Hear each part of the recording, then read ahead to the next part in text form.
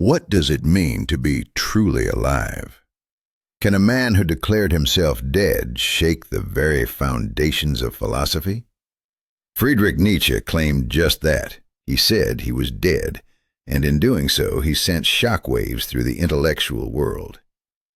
But how did a man who dreamed of the Übermensch, the superhuman, end his days in silence and oblivion? How did the very crowd he despised turn him into an icon for a whole generation? The story of Nietzsche is not just about ideas. It's about choices that echoed through time, about fear and defiance, and about a life lived as a relentless philosophical manifesto. Friends, be sure to subscribe to my Quiet History channel, like it, and leave a comment of at least 7 words. This is necessary for the channel to function. Share this video with others if you think it's important. Thank you. Why did Nietzsche reject Christianity and brand morality as a dangerous illusion? What shattered the bond between him and Richard Wagner, turning friendship into philosophical war? The answers lie in a series of irreversible decisions, each one a step deeper into isolation and madness. The concept of the Übermensch, so misunderstood and later twisted by the darkest regimes, was never what it seemed. Nietzsche's vision was a challenge to every soul brave enough to think independently. But what price did he pay for this rebellion? To understand Nietzsche, we must begin in a small village lost among the flat plains of Prussian Saxony, Röcken. It was here, on the 15th of October, 1844, that Friedrich Wilhelm Nietzsche was born. Named after King Friedrich Wilhelm IV of Prussia, whose birthday he shared, Nietzsche entered a world of quiet discipline and deep faith. His father, Karl Ludwig Nietzsche, was a Lutheran pastor and a man of erudition and musical talent. His mother, Franziska Oehler, came from a family of clergy and teachers, known for her strong will and devout faith. The early years of Nietzsche's life were steeped in ritual and reverence. Evenings filled with piano melodies, scripture readings, and conversations that seemed to prepare him for a spiritual destiny. Yet this fragile harmony was shattered when Nietzsche was only 4. His father fell ill. Headaches, loss of speech, blindness, convulsions, a cruel and swift descent into death by the summer of 1849. Theories today suggest a brain tumor or a hereditary neurodegenerative disease. But the impact was immediate and devastating. The loss of his father, followed less than a year later by the death of his toddler brother Joseph. These early tragedies carved a deep, almost metaphysical sense of loss and doom into young Friedrich's soul. Suddenly, he was the only man in a household dominated by women, his mother, grandmother, and 2 aunts. Their strict yet caring upbringing forged a character that was reserved, internally controlled, and adept at masking emotions.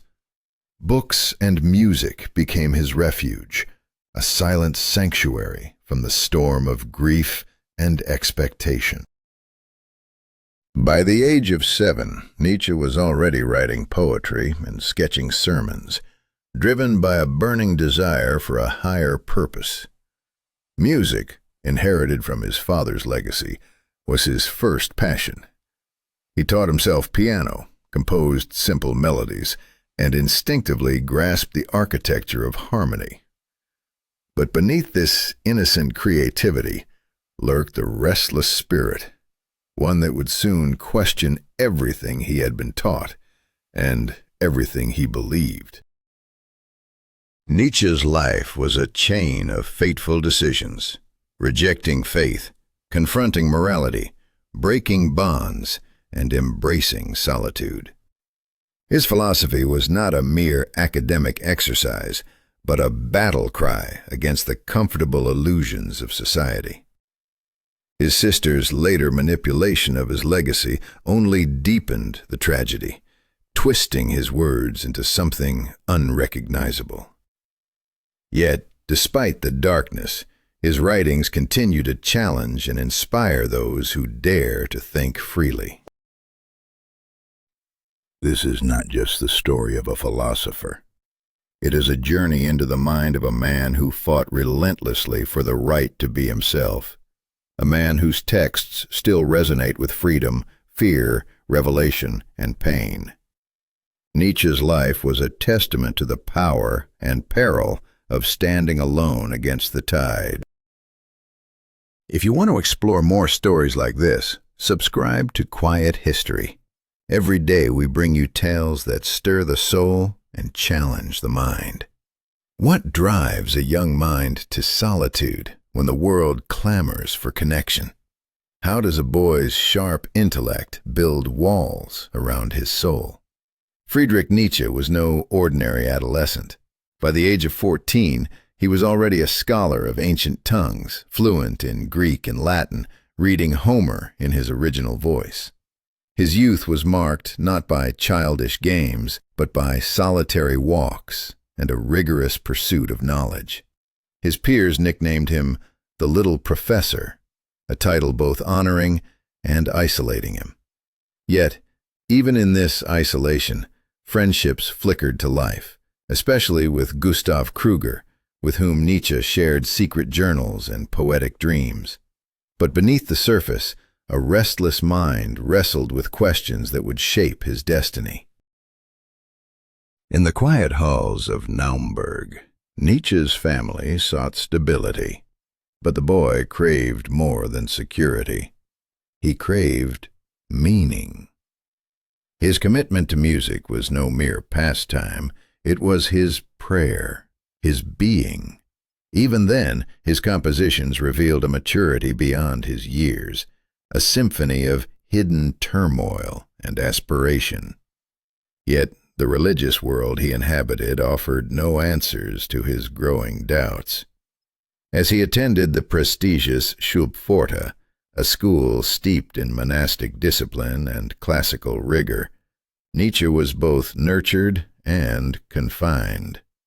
The walls of that 16th-century institution were thick with order and tradition, but inside him a storm was brewing, a storm of questions about suffering, greatness, and the human condition. How do you wrestle with the paradox of pain and glory? Nietzsche dedicated entire essays to the tragedies of Sophocles, probing why suffering seems to birth greatness. His notebooks from Schulpforta were not mere diaries, but crucibles of thought, aphorisms and reflections he penned by candlelight, capturing the nocturnal birth of ideas too fragile for daylight. He didn't just study ancient figures as distant ideals. He saw them as living, flawed, daring souls, mirrors to his own inner conflicts. Yet while teachers lauded his brilliance, Nietzsche felt increasingly alienated. The strict routine and religious atmosphere tightened around him like a noose, deepening his internal schism. What happens when faith falters, but fear remains? Nietzsche still observed religious rites, but they were shadows of conviction. The Bible's answers rang hollow against the thunder of his thoughts. Influenced by Schopenhauer's pessimism and Goethe's introspection, his fascination with isolation grew from a burden to a chosen path. His solitude was not loneliness, but a sanctuary, a landscape where he could roam freely beyond societal constraints. His twilight piano playing, the quiet notes in shadowed rooms, were attempts to voice the inexpressible anguish within. Seen as strange by his peers, his mind was sharper than a surgeon's scalpel, yet tender with poetic sensitivity. This was no ordinary coming of age. Nietzsche's childhood closed under the shadow of church bells and personal loss, where ancient texts became maps to self-discovery. His life was a series of fateful decisions, choosing solitude over fellowship, thought over convention. These choices carved out the path toward Leipzig and Basel, the universities that would challenge and transform him. Before Wagner's music and academic chairs, before the philosophies that would shake the world, Nietzsche had already made his irrevocable choice: to live as a thinker, alone and unyielding. Upon completing his rigorous education at Schultforta, Nietzsche stepped into the bustling intellectual crucible of Leipzig University. There he committed himself to classical philology, walking the fine line between the legacy of Wagner and the revolutionary ideas on history's horizon. He carried with him the weight of his past, the discipline, the doubts, the isolation, but also the burning desire to break free. The world had not yet seen the full force of his mind, but the gears of fate were already turning. What would he sacrifice, and what would he become, in the relentless quest to uncover truth? Nietzsche's journey was a relentless unfolding of questions and choices, each more consequential than the last. His story is a testament to the power of solitude, the danger of dogma, and the human spirit's unyielding search for meaning. It is the quiet before the storm of ideas that would forever alter philosophy and culture. Subscribe now for more revelations from Quiet History. What breaks a bond once thought unbreakable? How does a friendship rooted in admiration crumble into estrangement? Friedrich Nietzsche, once captivated by Richard Wagner's almost religious influence, found himself standing at the crossroads of disillusionment and transformation by the mid-70s of the 19th century. His academic life, once a source of inspiration, was now suffocating. His health deteriorated rapidly, and the man he once idolized turned into a symbol of betrayal.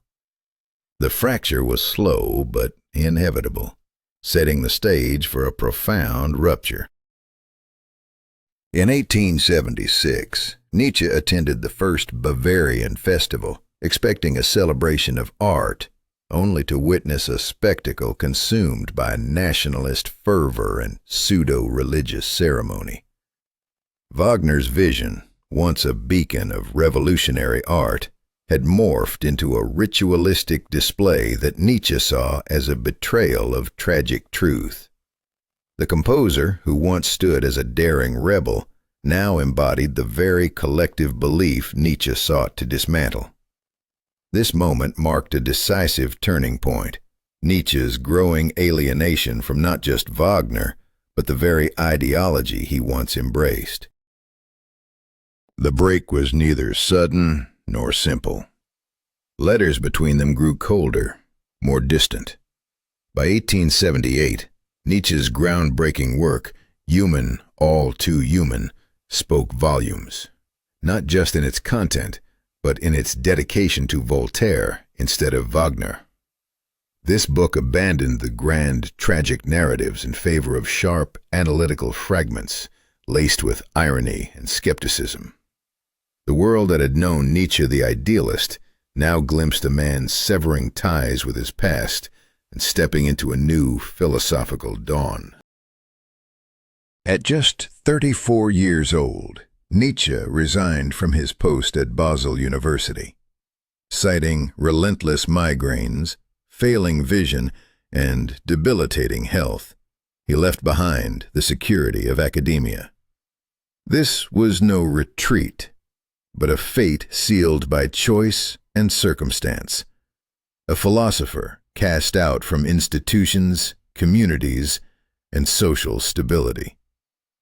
He embraced the role he would one day claim for himself, a thinker, alone in the desert of his mind. His life became a series of brief, isolated stops, humble pensions in Sils Maria, Nice, Turin, and back again. He chased climates that might dull his migraines, seeking quieter, gentler suns and deeper silences. His days unfolded in a stark rhythm. Mornings spent writing, followed by solitary walks and readings, especially the works of Heraclitus. Human connection shrank to rare conversations with pension keepers and occasional correspondence from afar. He called himself the most independent man of his era, yet this independence was shadowed by loneliness, illness, and a deep sense of exile. From this crucible of suffering and isolation emerged a new Nietzsche, one who had abandoned Wagner, Schopenhauer, and the dream of art as salvation. He crafted aphorisms, precise and bare, rejecting systematic philosophy. Each sentence stood alone, a cold crystal shimmering in the harsh light of reality. His book, Dawn, became a manifesto of liberation, shaking off morality, metaphysics, pity, and compassion as sacred ideals. He declared boldly, "Morality is nothing but the biography of the body." Nietzsche's assault on traditional values was relentless, a seismic shift born from pain, clarity, and a profound solitude. Every choice severed ties with his past and pushed him deeper into uncharted philosophical territory. His journey was marked not by triumph, but by the heavy cost of irreversible decisions that would forever alter the landscape of thought and leave his name etched in history as a solitary, unyielding disruptor. This is the story of a man who chose the void over comfort, skepticism over faith, and solitude over society. A man who dared to question everything, knowing well the loneliness and suffering that path would bring. And for those who walk behind him, Nietzsche's legacy remains a haunting reminder. Freedom demands sacrifice, and the weight of truth can shatter even the closest bonds. If you want to dive deeper into the life of Friedrich Nietzsche and the choices that shaped an era, subscribe to Quiet History. Join us and explore the relentless quest for truth behind one of history's most misunderstood philosophers. What if the very foundation of your morality was a lie? What if the values you inherited were at odds with the raw pulse of life inside you? Friedrich Nietzsche faced this rupture, the tearing apart of Christian ethics, the concept of sin and altruism not as virtue, but as a mask of dominance. This wasn't abstract theory for him. It was a living, agonizing conflict within his soul. From this torment, a storm would rise. In the early 1880s, in the elegant city of Geneva, Nietzsche met Lou Andreas Salome, a woman unlike any other. Daughter of a Russian general and a cultured German mother, she was sharp-witted, philosophically curious, and intuitively profound.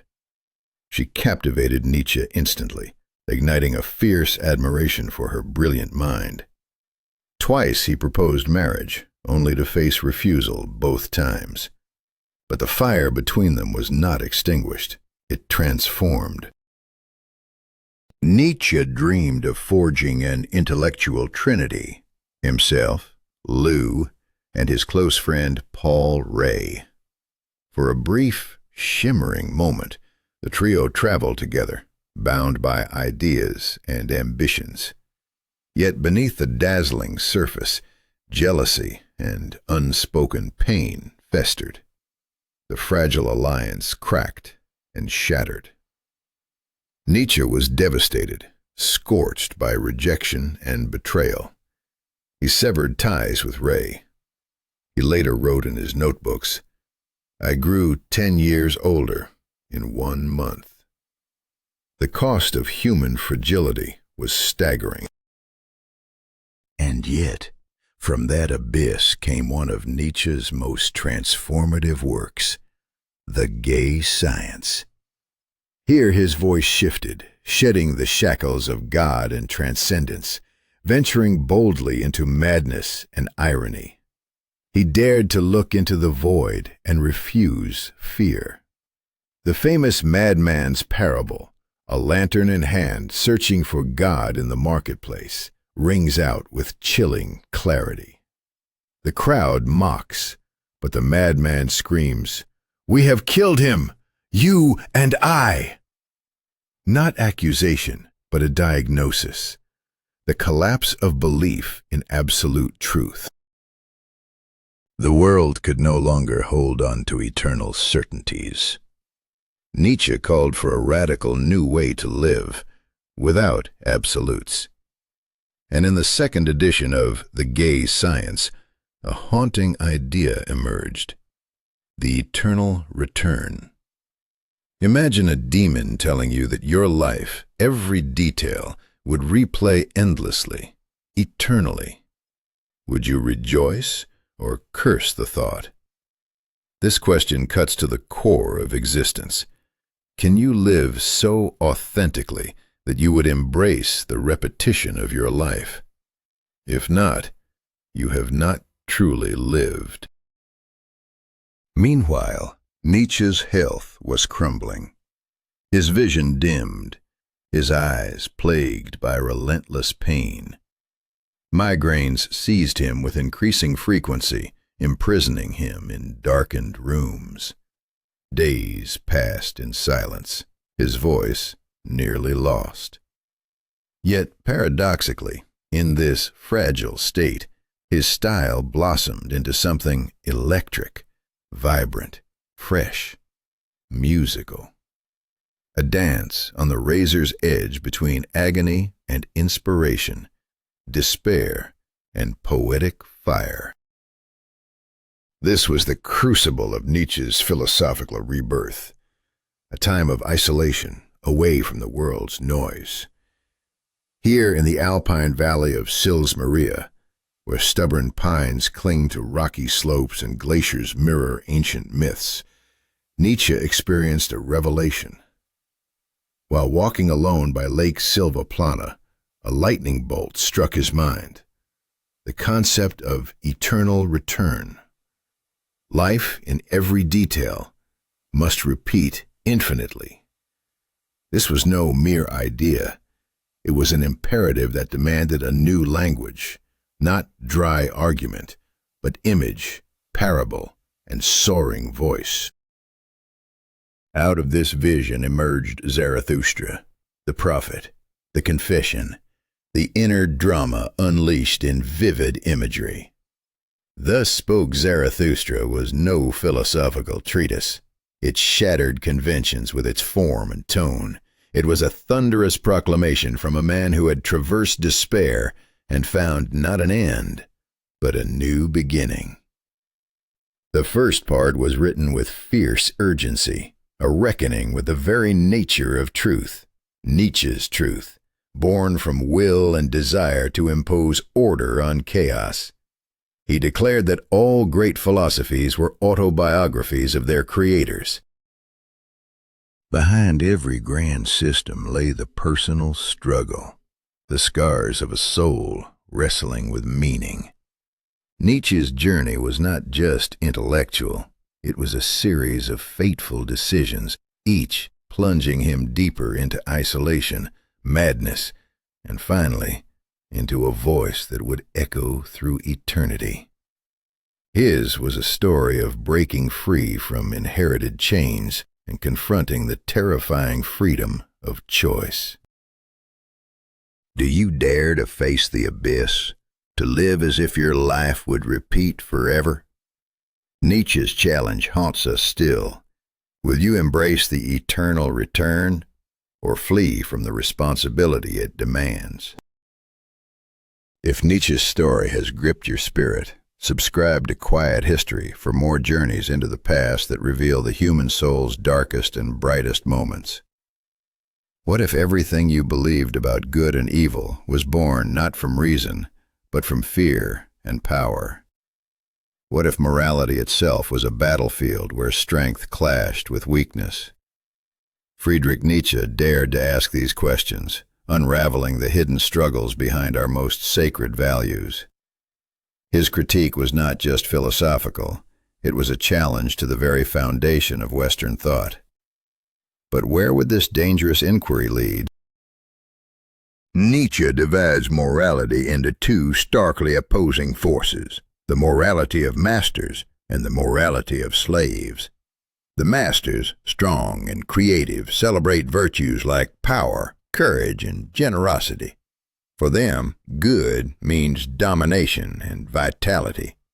Meanwhile, the slaves, those weak and oppressed, craft a morality that glorifies weakness, humility, and meekness. This inversion creates a world where meekness replaces pride, compassion replaces strength, and promises of the afterlife overshadow earthly dignity. How did such a reversal become dominant? The answer lies in the rise of Christianity across Europe, which Nietzsche saw as a radical upheaval of values. Christianity rejected life's fullness in favor of renunciation, substituted pride for submission, and replaced the here and now with the hope of a better world beyond death. Nietzsche argued that this moral revolution was not a triumph of truth, but a victory of weakness disguised as virtue. The consequences were profound. Strength became shameful, and joy was replaced by guilt and fear. But this was just the beginning of his attack. Nietzsche's scathing critique extended not only to religion, but also to the philosophers he once admired, Immanuel Kant and Arthur Schopenhauer. He rejected their ideas of the thing in itself, unconditional will, and universal reason. Instead, he called for a new philosophy, rooted in psychology, one that studies instincts, desires, and the origins of ideas. We, the immoral ones, have come to announce that a new philosophy begins with distrust of morality, he declared. What would this new philosophy reveal about human nature? In the late 1880s, Nietzsche published what he considered both a continuation and deepening of his earlier work, The Hammer, the book titled On the Genealogy of Morality. Written as 3 interlinked essays, it traced how modern moral values arose not from reason, but from history's dark forces, struggle, pain, fear, and the will to power. Nietzsche exposed the brutal conflicts beneath the surface of ethics, asking us to reconsider the very meaning of good and evil. How did these values evolve? In the first essay, he contrasts aristocratic values, where good is nobility, strength, and confidence, with priestly values, where good means suffering, humility, and submission. Nietzsche reveals a fierce clash that led to the triumph of slave morality, achieved through spiritual manipulation rooted in guilt and fear. This priestly morality redefined evil as conscious aggression and taught humanity to feel shame for power and joy. But what dark mechanisms allowed this transformation? The second essay delves into the origins of guilt and conscience. Nietzsche traces I owe from material debts, obligations repayable even through pain, to its spiritual mutation into a heavy internal burden. Conscience, far from being the voice of God, became a haunting memory of punishment, a mechanism of self-control born from violence. For the first time, philosophy exposes conscience as internalized oppression, an invisible chain forged in fear. What does this mean for our sense of self? The third essay unearths the ascetic ideal, the drive towards self-denial, suppression of desires, and rejection of the world. Nietzsche shows how this ideal spread beyond religion, infecting scientists, artists, and philosophers alike. The ascetic ideal represents a will to nothingness, an attempt to justify suffering where faith in life's meaning has withered. Nietzsche does not deny suffering's reality, but fiercely opposes turning pain into a goal itself. Could this ideal be humanity's greatest self-deception? Throughout On the Genealogy of Morality, Nietzsche pushes readers to confront a shattering possibility: that everything we've worshipped, truth, goodness, equality, emerged from fear, resentment, and the hunger for power, not from clear reason. What if the sacred values of our culture are a fortress built on illusions designed to protect the weak? If so, the philosopher's task is no longer to build new temples, but to tear down the old ones, brick by brick. What happens when the foundations crumble? Nietzsche's relentless critique shakes the very core of Western civilization, demanding a radical re-evaluation of morality, truth, and human nature. His vision is a call to awaken, to strip away comforting lies and face the raw, often terrifying reality beneath. The question remains, will we dare to listen to this voice of dissent, or clutch tighter to the old certainties? The choice, and its consequences, are ours to bear.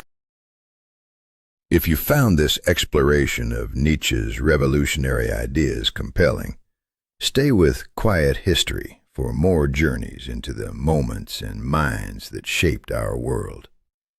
Subscribe now and join us as we uncover the forces that continue to shape human destiny. What if the very concept of absolute truth is nothing but a mask hiding power and control?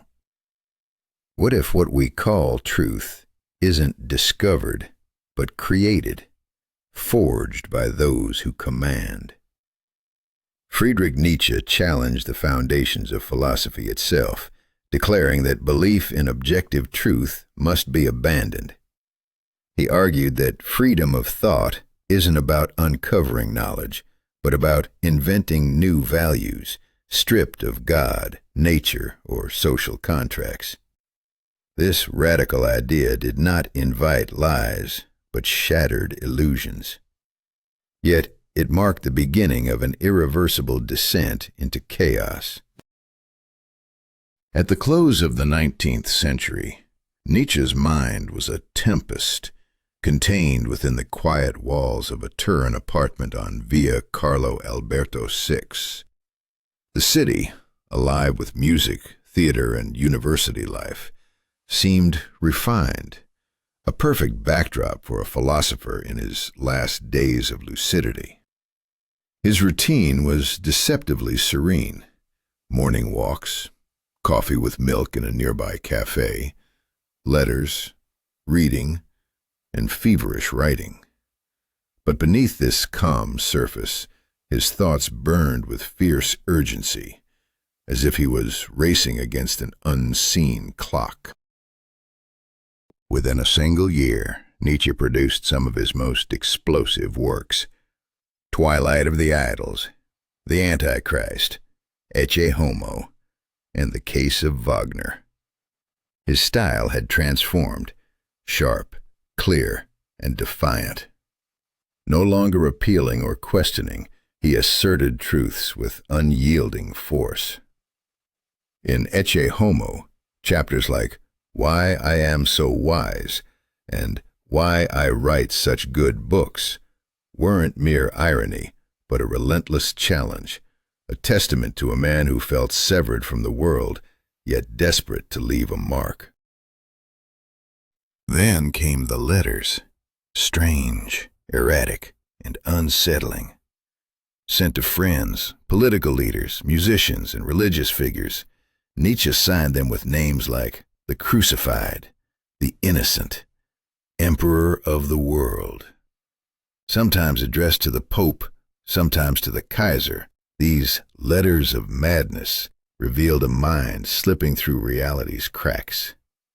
A terrifying transformation was underway, marked by an ominous scene on Turin's Piazza Carlo Alberto. Witnesses recall Nietzsche rushing to protect a horse being cruelly whipped by its coachman. He embraced the animal's neck, broke down crying, and collapsed onto the cobblestones. This moment, half myth, half truth, signaled the fracture of reason. Afterward, Nietzsche vanished from public life, descending into disarray, wandering the streets, singing aloud, handing out money, scribbling incoherent notes. The philosopher who once commanded words now struggled to grasp reality itself. A friend, alarmed by the growing madness in Nietzsche's letters, traveled from Basel to find him broken and lost. The philosopher was taken to clinics, first in Basel, then in Vienna, where doctors diagnosed him with progressive paralysis, a late stage of neurosyphilis, a merciless disease with no cure at the time. It was a cruel sentence, condemning the brilliant mind to decay. Yet Nietzsche's story did not end in oblivion. Modern scholars, philologists, philosophers, psychoanalysts, have revisited his authentic writings, letters, and fragments previously ignored or censored. They uncover a genius whose aphoristic style, profound analysis of human motives, and rejection of systematic thought remain magnetic and relevant. His work compels us to confront the terrifying cost of revolutionary ideas and the fragile boundary between insight and madness. Just months after his intense, defiant writings, the world around Nietzsche crumbled, mirrored by the collapse within his own mind.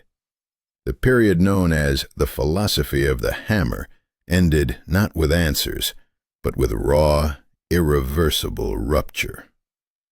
What happens when the very act of questioning and creating value becomes a path toward destruction? This is the tragic legacy Nietzsche left behind, a chain of fateful decisions, human fear, and the unyielding abyss beyond truth. If you want to explore more stories that expose the hidden dramas shaping history, subscribe to Quiet History. What if the greatest minds of the 20th century were haunted by a philosopher who dared to defy all certainty? What if every decision, every belief, was a step into a labyrinth of irreversible choices?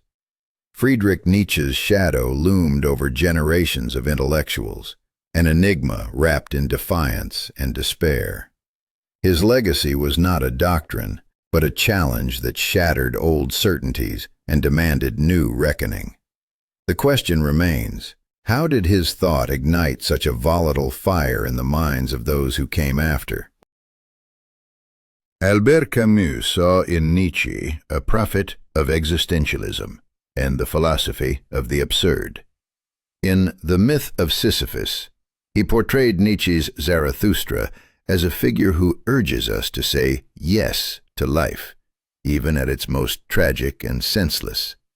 This was not mere acceptance, but a defiant embrace of meaninglessness itself.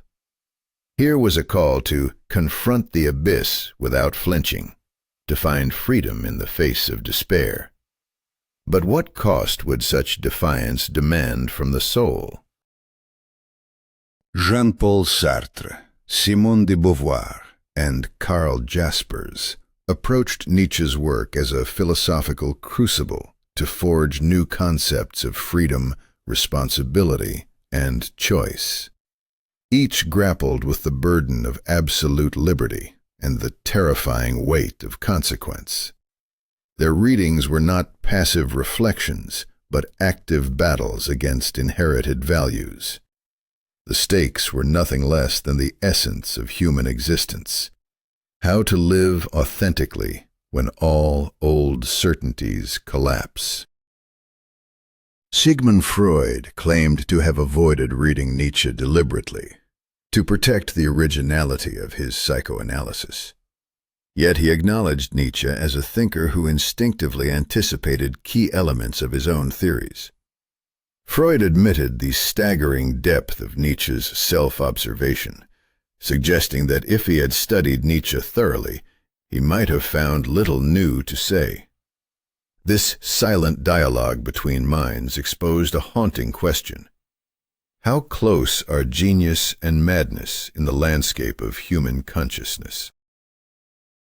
Freud's disciples, including Carl Gustav Jung, ventured even further. They saw Nietzsche as an archetype, a mythic fusion of the unconscious, the superconscious, and the spirit of rebellion. In this vision, Nietzsche transcended mere philosophy. He became a symbol of the inner conflicts that define human identity. The philosophical became psychological, and the personal became cosmic. But could anyone truly contain the storm he unleashed? In literature, Nietzsche's presence became almost ubiquitous. Thomas Mann's Dr. Faustus conjured a character shaped by Nietzschean logic, a self-destructive genius sacrificing everything for the sake of supreme knowledge. This wasn't just a literary device. It was a reflection on the perilous pursuit of truth and the abyss that lies beneath human ambition.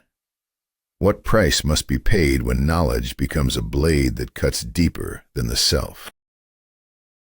Russian philosophers of the early 20th century, from Nikolai Berdyaev to Pavel Florensky, grappled with Nietzsche's will to overcome as both a terrifying and liberating force. Their attempts to understand this duality illuminated the profound danger and promise embedded in Nietzsche's thought. Was the will to power a pathway to salvation or descent? Every interpretation risked tipping into fanaticism or nihilism. No middle ground existed. By the mid-20th century, Nietzsche transcended academic walls.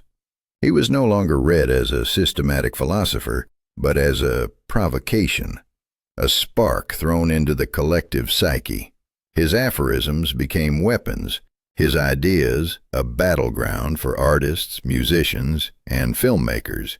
He emerged as the emblem of intellectual audacity, a man who rejected moral pride, religious comfort, and political allegiances in pursuit of a painful, uncompromising truth about humanity. Yet this truth was never fixed. It was a relentless interrogation. Today, Nietzsche is not merely a philosopher. He is a mirror that forces every reader to confront their own fears and doubts. He cannot be read in groups, cannot be reduced to slogans or banners. His message is not about how the world is arranged, but about our obligation to reimagine it constantly. Nietzsche demands not agreement, but co-authorship. This is a perilous invitation, one that shakes the foundations of certainty and leaves no escape. More than a century after his death, Nietzsche remains alive, not in statues or lectures, but within the restless inner dialogue of anyone bold enough to ask, what if everything was different? His legacy is a storm of questions, a crucible of irreversible choices.